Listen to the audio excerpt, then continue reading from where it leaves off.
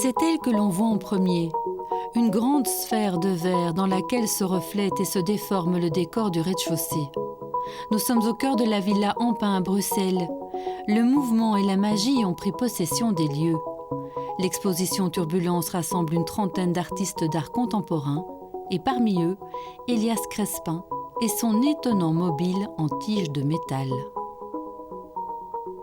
C'est une œuvre qui renvoie au temps, qui renvoie à la nécessité ou en tout cas à une invitation qu'on peut accepter d'être devant elle et pour un long moment.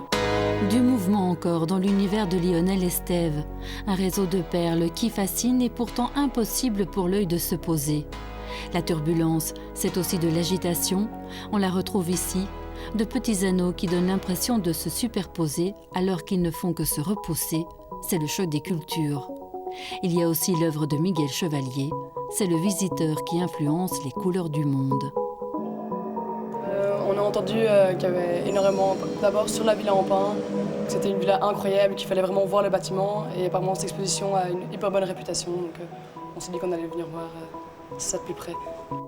Visiter cette expo, c'est aussi l'occasion de redécouvrir ce joyau de l'art déco bruxellois. Un cadre d'exception, 2500 mètres carrés, une villa magnifiquement rénovée et accessible au public depuis 3 ans. On est dans une très belle maison, la maison du baron Empain, et c'est vrai que le comportement des gens et leur sensibilité à se laisser émerveiller par ce qu'ils y découvrent est sans doute supérieure à celle de d'autres endroits.